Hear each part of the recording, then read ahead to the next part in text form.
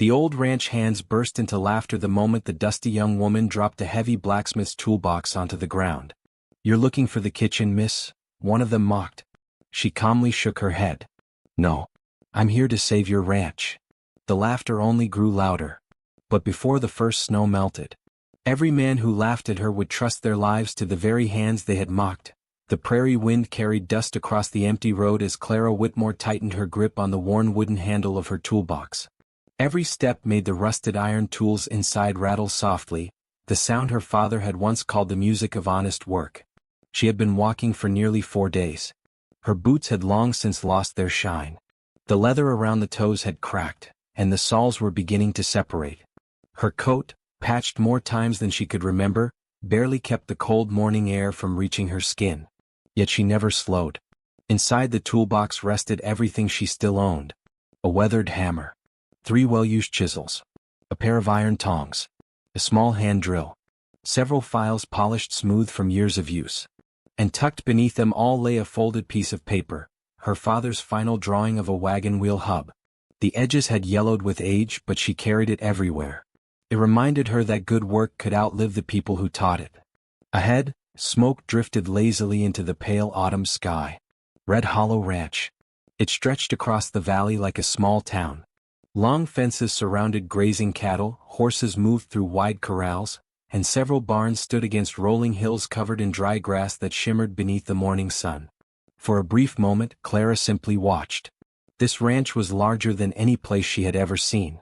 And if rumors were true, it was also falling apart. She adjusted the toolbox against her leg and walked toward the main yard. Before she reached the gate, 2 ranch hands noticed her. One nudged the other with his elbow. "Looks like another traveler. Maybe looking for food." The taller cowboy grinned. "Or maybe she's here to cook." Several others overheard and laughed. Clara stopped in front of them without lowering her eyes. "Morning." One of the men tipped his hat with exaggerated politeness. "Kitchen's around back." "I'm not looking for a kitchen." The smiles widened. "Oh. I'm looking for whoever owns this ranch." The laughter faded just enough for curiosity to replace it. "What for?" "I'm a blacksmith." Silence. Then the loudest burst of laughter yet. One man nearly dropped the bucket he had been carrying. Another slapped his knee. "A blacksmith? You can barely lift that toolbox." Clara waited until the laughter died on its own. "I didn't come here to argue." The oldest ranch hand shook his head. "Little lady, horses don't care about confidence. They care about strong arms." Clara glanced toward the nearest horse. "No," she answered quietly. "They care about properly balanced shoes." That simple sentence caught the older man's attention. Before anyone could respond, footsteps echoed across the yard. The conversation stopped almost instantly. Nathan Hale approached from the large barn carrying a coil of rope over one shoulder. He wasn't dressed like a wealthy ranch owner. His shirt was faded. His boots were covered with dust. His sleeves were rolled to his elbows. But everyone instinctively stepped aside when he walked past. Nathan looked first at the strangers, then at Clara. "What brings you here?" "I heard your ranch needs repairs." "We always need repairs." "I can help." His eyes dropped toward the toolbox. "You know metal work?" "My father taught me." Nathan studied her face.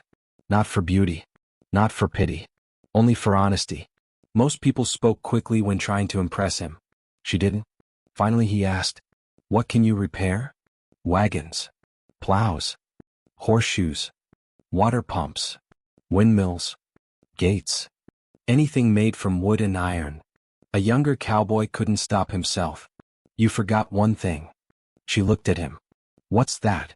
"Magic." Laughter returned. Nathan remained silent. Then he pointed toward an old freight wagon sitting beside the barn. Its front axle rested crooked beneath the frame. "We've been waiting 3 weeks for replacement parts. If you can fix that wagon today," he paused, "you'll have work.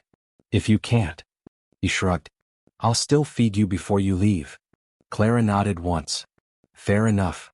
She walked directly toward the damaged wagon while everyone followed at a distance. The broken axle looked terrible. The iron brace had snapped clean through. One wheel leaned outward at an impossible angle. Several ranch hands crossed their arms. "This won't take long." She'll give up. Nobody fixes that without a new brace. Clara never answered. She crouched beside the wagon. Instead of grabbing her hammer, she simply looked. Her fingertips traced the cracked iron. She inspected every bolt, measured the wheel spacing with a small wooden ruler, tapped the axle lightly with the handle of her screwdriver. Then she crawled underneath the wagon. Minutes passed. Nobody spoke. Finally she emerged covered in dust. The axle isn't broken. The men exchanged confused looks. Nathan folded his arms. It certainly looks broken. The iron brace failed. She pointed beneath the frame. The oak beam is still solid. Several men bent down to look. For the first time, they noticed what she had already seen. The heavy timber carried only scratches. The damage existed almost entirely inside the iron support. If we heat the broken brace, Clara continued, reshape it, and reinforce both sides with 2 steel straps, this wagon can work for years. One cowboy laughed again. With what forge? Clara looked toward an old stone building behind the barn. That one. The man blinked. Nobody's used that forge in nearly 2 years. Then today's a good day to clean it. Nathan watched her for another long moment. Without another word, he handed her the keys. The old forge smelled of cold ash, rust, and forgotten work. Spider webs stretched between broken shelves. Dust covered everything. Most people would have seen a dead workshop. Clara saw possibilities. She spent the next hour cleaning the fire pit. Another hour repairing the bellows. By afternoon, the forge glowed orange once again. The rhythmic sound of hammers striking hot iron echoed across Red Hollow Ranch for the first time in years. Cowboys slowly wandered closer. They didn't come to help. They came because curiosity had replaced amusement. Each careful strike reshaped the broken brace. Each measured tap restored its strength. Nothing about her movements looked hurried. She worked the way her father always had. Patient, precise, certain. As the sun dipped lower over the prairie, Clara carried the repaired brace back to the wagon. Together with Nathan, she lifted it into place. She tightened every bolt, checked every wheel, then stepped back. Nathan climbed onto the driver's seat. He snapped the reins gently. The wagon rolled forward. No creaking, no wobbling, no leaning wheel. It moved as smoothly as if it had just left the factory. The entire yard fell silent. One by one, the ranch hands stared at the wagon. Then at Clara. No one laughed. The older cowboy who had mocked her first slowly walked around the repaired axle. He crouched beside it and ran his rough hand across the newly forged brace. Finally he looked up. I've been fixing wagons for 28 years. He shook his head. And I would have ordered a new axle. Clara smiled softly. Sometimes the broken part isn't the whole problem. Nathan climbed down from the wagon. For the first time that day, a faint smile crossed his face. Looks like Red Hollow Ranch just hired its first blacksmith. The men didn't cheer. They simply removed their hats. Sometimes, respect arrived much more quietly than applause. But as Clara carried her toolbox toward the old forge that evening, neither she nor anyone else noticed a lone rider watching the ranch from a distant hill. Hidden behind a line of cedar trees, the stranger lowered his spyglass and smiled coldly. Victor Crane, the wealthiest landowner in the valley.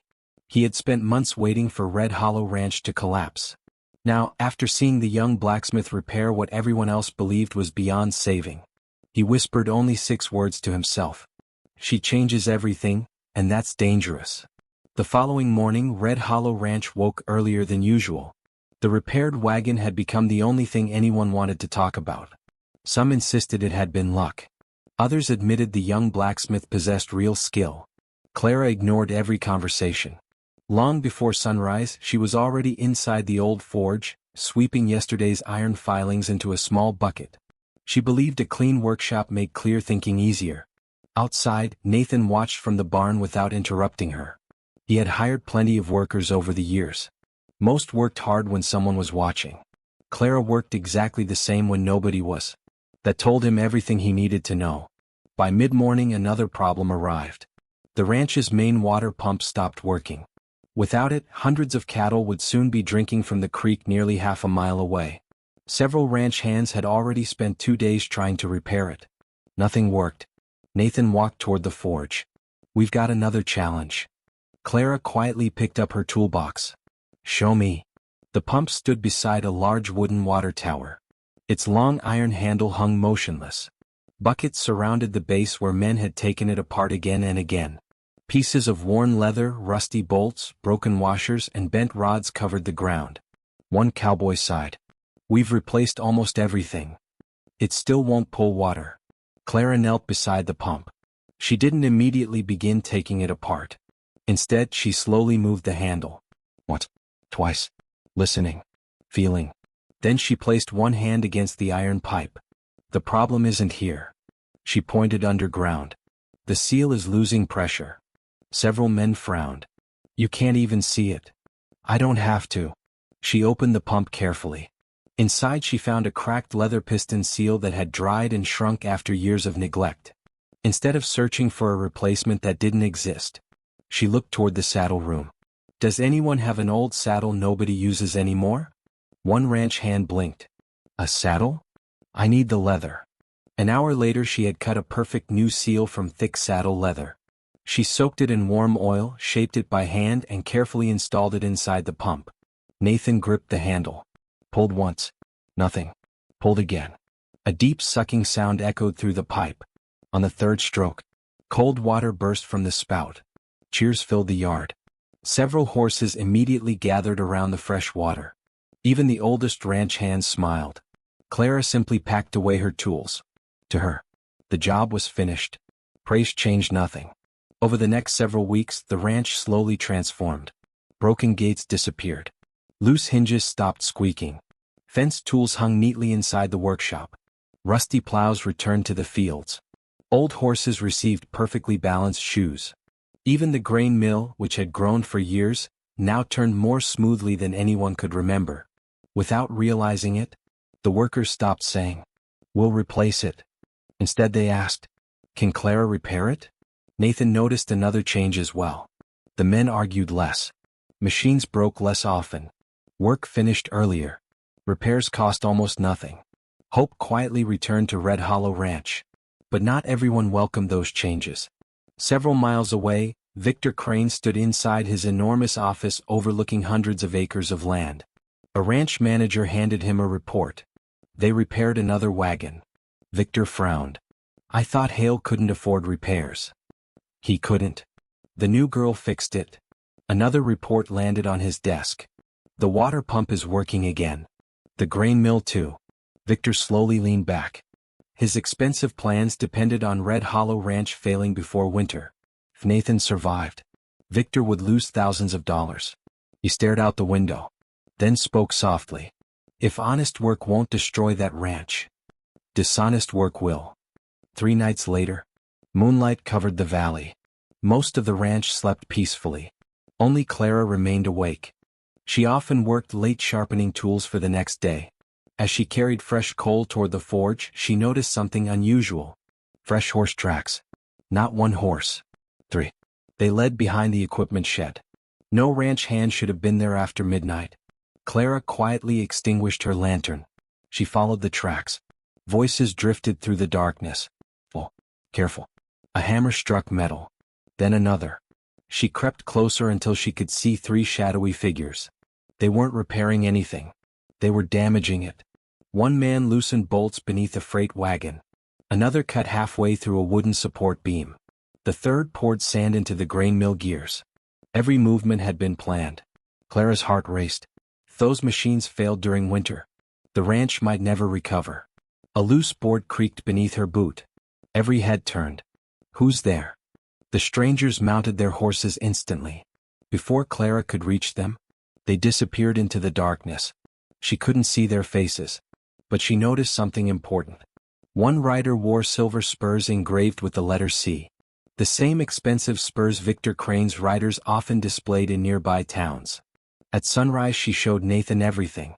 The loosened bolts, the damaged beams, the ruined gears. She pointed quietly. This wasn't carelessness. Nathan examined every mark. They knew exactly where to strike. They wanted the equipment to fail later, when no one would suspect sabotage.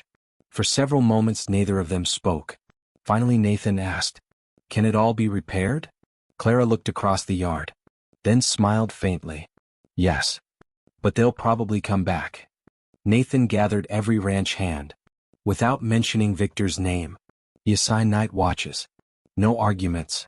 No panic. Only preparation. For the next several days the forge burned from dawn until long after sunset. Clara forged stronger bolts. Reinforced wagon frames. Strengthened gate hinges. Built spare brackets for the grain mill. She even marked every repaired part with one tiny symbol. A small star. If another part failed, she would immediately know whether someone had tampered with it. The workers noticed. Nobody questioned her. Trust had quietly replaced doubt. Late one afternoon dark clouds gathered across the northern horizon. The wind changed. Birds flew lower than usual. Cattle drifted toward shelter hours before sunset. An old ranch hand whispered, "Early snow." Clara looked toward the mountains. Something about the sky unsettled her. She had seen that color only once before. The same week her father's workshop had been buried beneath the worst winter storm of her childhood. She hurried back inside the forge. Instead of making horseshoes, she began forging extra nails. Heavy brackets. Iron hooks. Replacement hinges. Nathan stepped through the doorway. "You think it'll be that bad?"